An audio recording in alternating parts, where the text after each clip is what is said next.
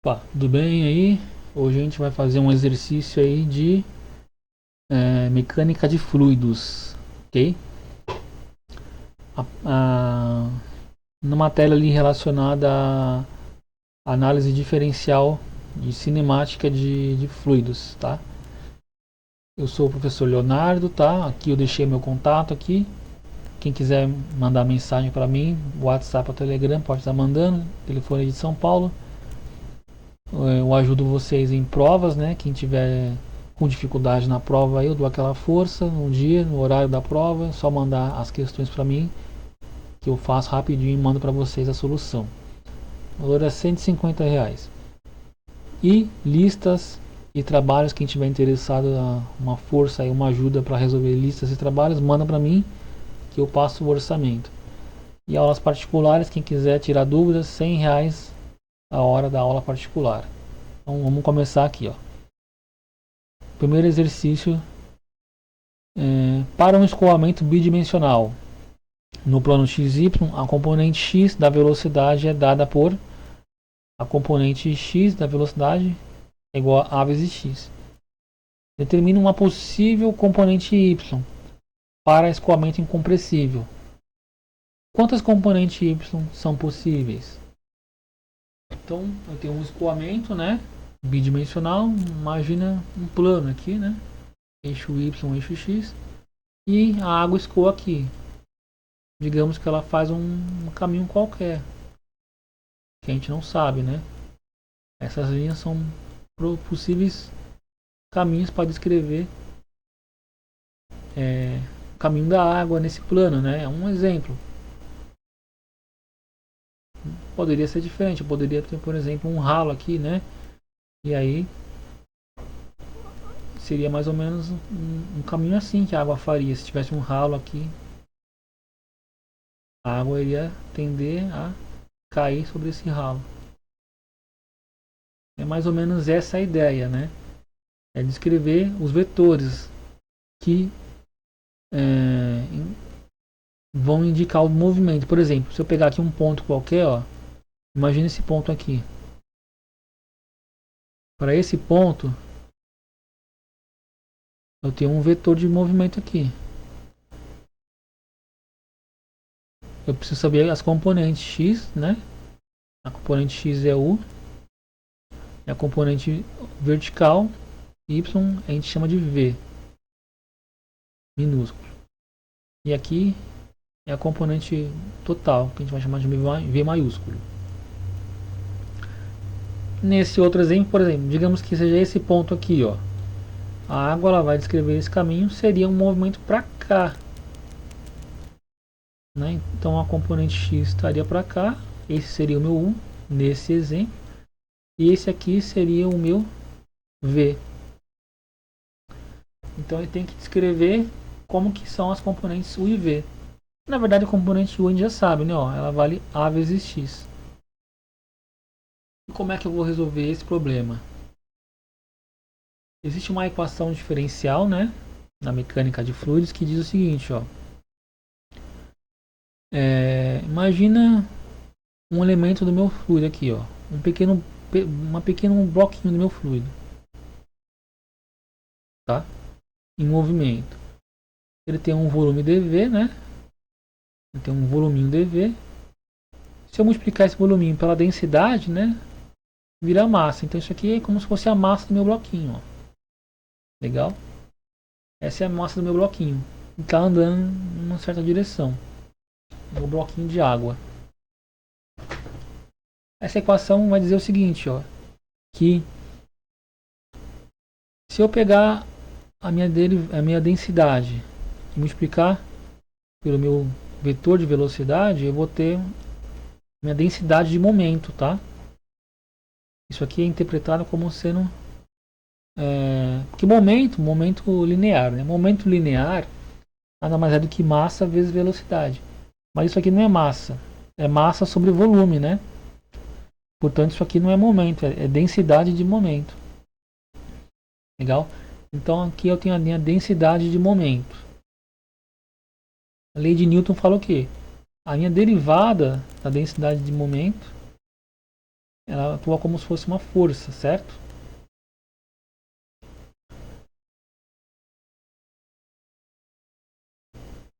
A gente pode pensar da seguinte forma também, ó, que isso aqui representa um movimento de uma massa, né? Existe uma certa massa que está se movendo ao longo de uma região do espaço, né? Por exemplo, imagina essa região do espaço aqui, uma massa está se movendo.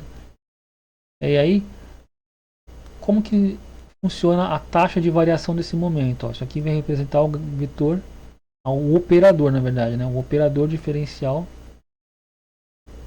nabla, tá? É um operador diferencial. Isso aqui representa a derivada dessa componente, ó, ou seja, vai ter uma massa que está em movimento. E como é que funciona a taxa de variação desse movimento? Vai gerar o que naquela região? Se a massa está se movendo, está saindo ali, então esse movimento vai gerar um déficit de massa, né? E esse déficit de massa é interpretado como uma diminuição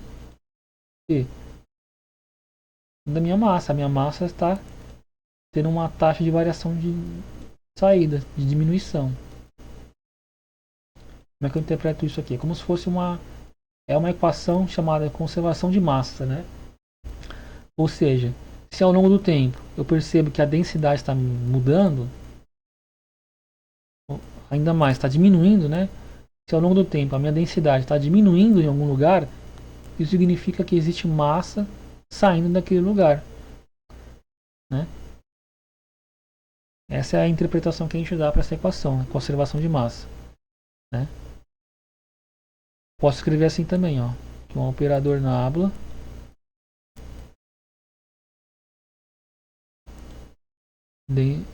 densidade vezes o vetor velocidade mais derivada parcial minha densidade ou massa específica, né? Densidade é massa específica em relação ao tempo é igual a zero. Essa é a equação principal que a gente vai usar aqui, equação de conservação de massa na forma diferencial, equação de conservação de massa. Existem outras formas de conservação, conservação de momento linear, conservação de momento angular, conservação de energia, tá? Aqui é conservação de massa. Qual é a grande sacada aqui, ó? Aqui está dizendo, ó, que o escoamento é incompressível. Você não pode comprimir o escoamento. Se eu pegar um pequeno pedaço aqui do meu escoamento e olhar no microscópio, eu vou ver as moléculas, as partículas de água com uma certa distância uma da outra, né? Uma distância média mais ou menos assim. E aí se eu analisar em um outro lugar, né?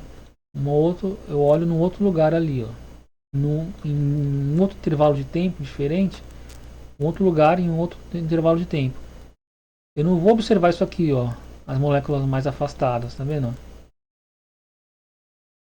Nesse caso aqui, ao analisar em outro lugar, em um outro tempo, as moléculas se afastaram. Isso não pode acontecer no escoamento incompressível. Não existe compressão nem expansão, né? Por exemplo, daqui para cá seria uma expansão. Não pode acontecer. Significa que a densidade, a distância média das moléculas tem que continuar sendo a mesma, tá? Como é que eu interpreto isso, ó? Que a quantidade de massa não muda, né? Ao longo do espaço e ao longo do tempo. A massa, a densidade, a concentração de massa não muda. Logo, a minha densidade é constante.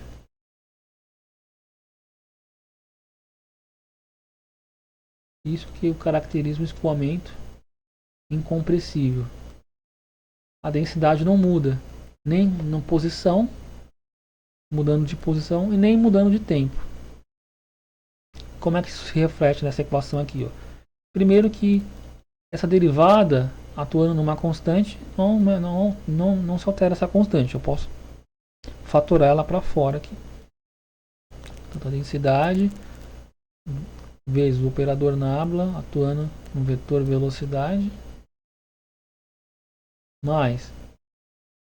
E como a densidade não muda ao longo do tempo, essa derivada tem que ser zero. Mais zero igual a zero. E aí, essa constante aqui, ela, ao passar dividindo, ela também não faz diferença, né? Porque zero dividido por uma constante dá zero. Portanto, o operador nabla atuando no vetor velocidade igual a zero. E isso é o que é o resumo do caso incompressível. E como é que eu descrevo o operador nabla aqui, ó? Da seguinte forma, em duas dimensões, né? Eu tenho a derivada parcial em relação a x, um operador, né? De alguma coisa na componente i, mais a derivada parcial de alguma coisa em relação a y, componente j. Produto escalar, vetor velocidade, componente x, que é u vezes i, mais componente v, componente vertical, que é v, na direção j, é igual a zero. Se fosse tridimensional, teria mais um termo aqui, mais um termo aqui. E aí, fazendo produto escalar, ó, os termos que têm a mesma componente, eles se preservam, né? Porque i vezes i dá zero, só que i vezes j, desculpa, i vezes i dá 1. J vezes j dá 1. Só que i vezes j e j vezes i dá zero. Logo, só que sobra esse termo vezes esse, mais esse termo vezes esse. Portanto, a derivada parcial. Aqui no caso vai atuar o operador em u em relação a x. E a componente i vezes i dá 1. Então, vezes 1. Só que o vezes 1 mantém isso aqui. Mas, aí essa componente vezes essa. Então, a derivada, né? Aí o operador atuando em v em relação a y. E j vezes j dá 1. Então, isso aqui vezes 1 dá isso aqui. Tudo isso igual a 0. Legal.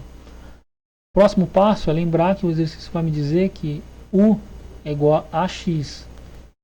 Então eu vou substituir aqui, ó. Vou colocar aqui a derivada parcial de u, que é a constante a vezes x, derivando em relação a x, mais derivada parcial de v em relação a y é igual a zero. Legal. O que eu faço agora? Derivada em relação a x de ax, ó, a é uma constante, então ela se mantém. A derivada de x é 1 em relação a x, então a vezes 1 dá a. Aqui eu tenho a mais derivada parcial de v em relação a y é igual a zero.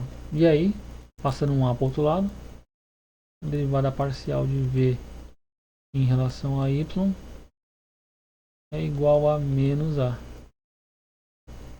E aí, para obter a componente v, eu tenho que integrar isso aqui em y. Então, a integração da derivada parcial de v em relação a y dy é igual a menos a integração de a dy. Aqui, a diferencial de y com y cancela. Vai sobrar a integração de dv. A integração de dv é v. É igual a menos a vezes a integração de y, que é a integração de dy, que é y. A vezes y mais uma constante. Uma constante em y. O que é uma constante em y?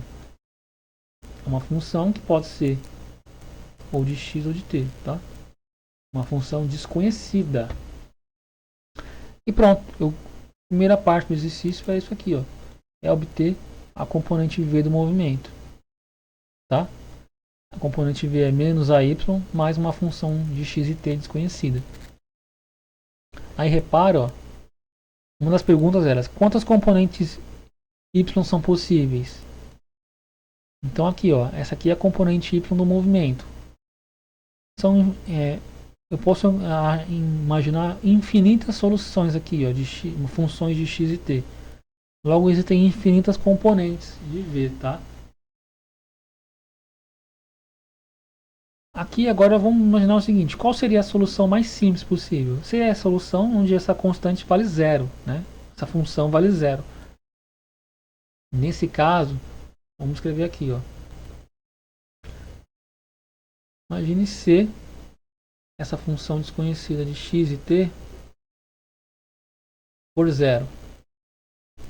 Aí nesse caso, minhas componentes de movimento são u é igual a ax e o v, que a gente acabou de calcular, é igual a menos AY. Essas são as componentes do movimento. Logo, o vetor velocidade é a componente x, né? AX atuando na direção y menos AY atuando na direção j. E aí como é que eu vou conseguir imaginar a descrição desse movimento? Ó? Imagina que x vale zero. A vezes zero dá zero. Então a componente horizontal é zero. Mesmo raciocínio aqui, ó. Y vale zero. A vezes zero dá zero. Então a componente j é zero. Se eu estou aqui no centro, não tem movimento. A porção de fluido que está aqui no centro está parada. Agora imagina que eu venho para cá. Um pouquinho para cá, né? E um pouquinho para cá. No ponto 1. 1 vezes A dá A. Ou seja, a componente I é A. Essa componente aqui, olha A. A vezes 1 dá A. Aqui tem um menos na frente. Então a componente J é menos A. Portanto, seria essa componente aqui que tem o comprimento A. Mesmo componente do anterior, para baixo. Eita. Melhorar um pouquinho isso aqui, né? E a componente resultante seria isso aqui. Legal? E aí se eu estender para cá, é algo semelhante, ó. Porém a proporção de x aumenta e a proporção de y aumenta. Portanto essa componente aqui seria um pouquinho maior. E aqui um pouquinho maior. Estamos descrevendo o movimento do fluido, né? Como é que funciona ao longo dessa linha aqui, ó? Ao longo dessa linha aqui é a linha onde y vale zero. Portanto a componente j não vai existir porque y é zero. Resta só a componente i, que aumenta com x, ó. Conforme o x aumenta, eu vou ter, por exemplo, x igual a 1. Eu vou ter simplesmente a na direção i. Seria isso aqui. E se eu for mais para a direita, essa componente aumenta. Isso aqui um pouquinho maior. Mais para a direita, isso aqui ainda aumenta. Mais para a direita, isso aqui ainda aumenta. Não dá para ter, já para a gente perceber o padrão de movimento, ó. E se eu for um pouquinho para baixo, ó, para valores de y negativos, ó. Para valores de y negativos, o negativo com esse negativo vai dar positivo. Logo a componente y torna-se a ser positivo, ó. É como se invertesse. É como se eu pegasse aqui, ó, esse vetorzinho aqui se mantém, mas esse y inverte para cima. Logo a componente resultante é para cá. E se eu avançar para cá, aumentando x e y, ó, eu vou ver que essa componente aumenta na mesma proporção.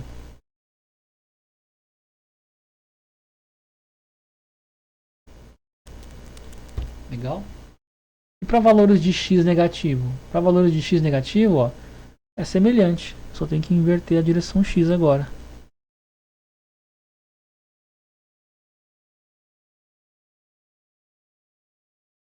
E aqui o mesmo comportamento a gente vai observar.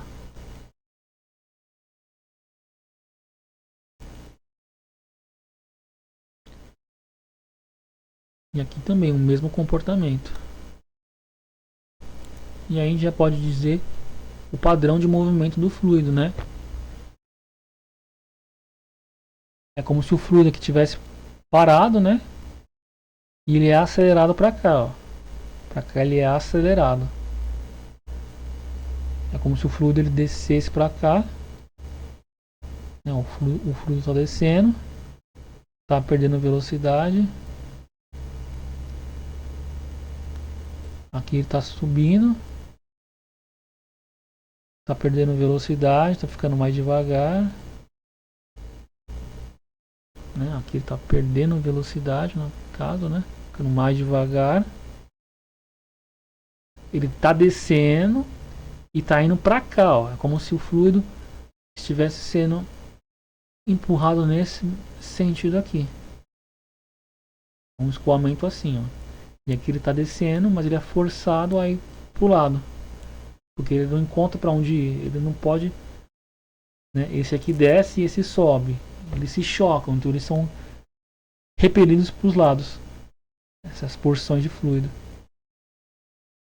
E é essa é a solução do meu problema aqui. Espero que tenham entendido aí, né?